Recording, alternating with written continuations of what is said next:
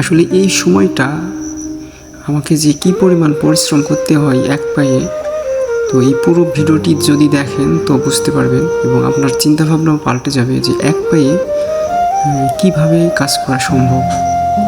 তো পুরো ভিডিওটি দেখবেন, তাহলে বুঝতে পারবেন এই সময়টাতে আমার কী পরিমাণ পরিশ্রম করতে হয়। আশা করি সবাই পুরো ভিডিওটি দেখবেন। সত্যি বলতে ভিডিওর কোয়ালিটি অত ভালো করতে পারিনি, কেননা নিজেকেই ভিডিও করতে হয়।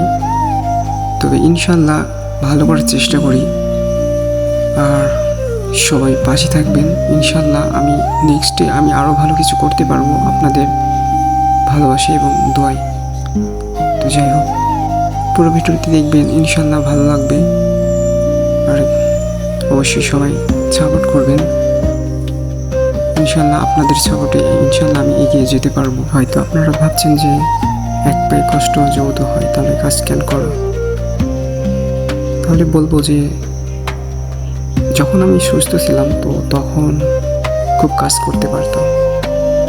আসলে দেখবেন যে যারা কাজ করতে পারে, যারা কাজ করে, তো তার কাজ দেখলে থাকতে পারে না।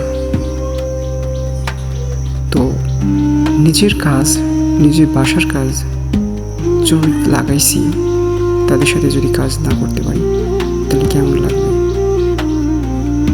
আসলে নিজের কাজ তো নিজেকে করতে হবে, কষ্ট হোক তবু তো সে কাজ তো করতে হবে।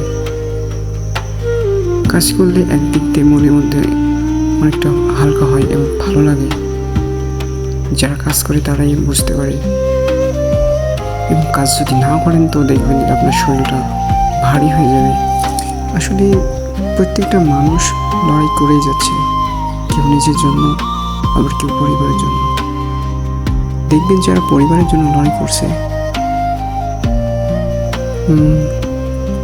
সেই বটগাছ নামক যে বাবাটা, সে বাবা যদি না থাকে তাহলে তার লাইফটা যে কী পরিমাণ পরিশ্রমী হয়ে যায় এবং কষ্টকর হয়ে যায়, একমাত্র সেই বোঝে যার মাথার উপর সেই বটগাছটা থাকে না।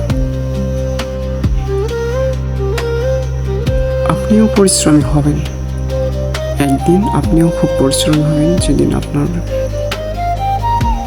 পরিবার আপনার উপর নির্ভর করবে। সেদিন আপনি বুঝতে পারবেন এই পৃথিবীটা কতটা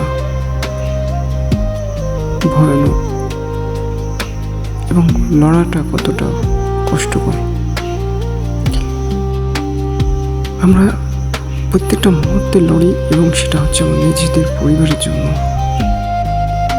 আমরা নিজেদের পরিবারের জন্য ভাবতে ভাবতে নিজের স্বপ্নগুলোকেও মাটি দিতে হয়।